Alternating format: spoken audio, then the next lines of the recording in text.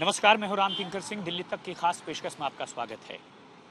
अगर ये कहा जाए कि कोई दबा हुआ खजाना मिल जाए तो जाहिर तौर पर उससे सालों की या पीढ़ियों की गरीबी दूर हो जाती है और साफ तौर पर हर कोई इसी तलाश में रहता है कि काश उसे ऐसा खजाना मिल जाए जिससे कम से कम उसकी जो लानत मलानत है वो ख़त्म हो जाए और लोग उसे सम्मान की नज़र से देखें।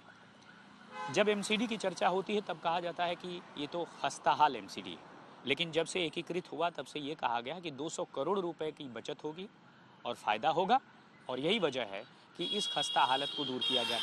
अब जब से निगम एक हो गया है तब से कभी पैरामेडिकल स्टाफ, कभी सफाई कर्मी और अभी जल्दी ही हिंदू राव के डॉक्टर्स ने कहा है कि अगर उन्हें सैलरी नहीं मिली तो वह प्रोटेस्ट भी करेंगे। और साफ तौर पर वक्त बेवक्त गाहे बगाहे जो कर्मी हैं वो अक्सर प्रोटेस्ट की धमकी देते हैं, तभी जाकर सैलरी मिलती है। अब एमसीडी तो कह रहा है ज़्यादा नहीं, कोई ज़्यादा दिन का बैकलॉग नहीं है, बल्कि एक आध महीने का है, यानी दिसंबर और जनवरी का बैकलॉग अब बचा हुआ है।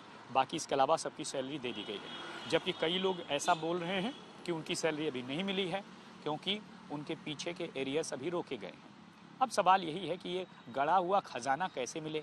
तो कई कर्मचारियों ने बातचीत में ये कहा है, दरअसल ये खजाना है, दबा हुआ है, एमसीडी का है और इसमें एक दो नहीं 3,000 करोड़ रुपए हैं।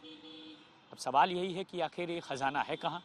तो एक खजाने का जो नाम है वो है एस्क्रो अकाउंट। इस एस्क्रो अकाउंट में एक जमा पूंजी होती है और किसी खास मकसद के लिए इकट्ठा की जाती है। जो कर्मचारी हैं वो तो कहते हैं, जब कभी कर्मचारी से बातचीत हम करते हैं तो वो ये कहते हैं कि ऐसा है, इसमें 3,000 करोड़ बचा है, एक बार आप निकाल दो तो सबकी सैलरी का बैकलॉग ख़त्म हो जाएगा और सैलरी का जड़ ही ख़त्म हो जाएगा।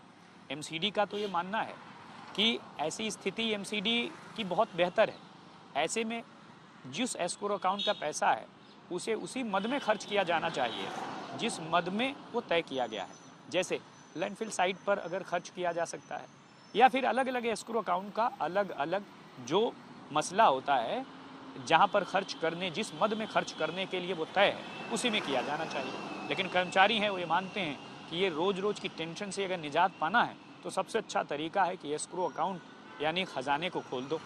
अब सवाल यही है कि क्या ऐसा हो पाएगा। तो अधिकारी तो साफ तौर पर मना करते हैं कि ऐसा नहीं होने जा रहा है क्योंकि एमसीडी की हालत बहुत अच्छी है, और दूसरी तरफ कर्मचारी हैं वो ये कहते हैं कि उनको अभी सैलरी नहीं मिली है। अब कौन सच्चा कौन झूठा ये तो वक्त ही बताएगा। हालांकि अभी जो एमसीडी की खस्ता हालत है वो रह रहकर वक्त बेवक्त सामने आ जाती है। तो साजिद के साथ राम किंकर सिंह, एमसीडी की राम कहानी में आज बस इतना ही। धन्यवाद।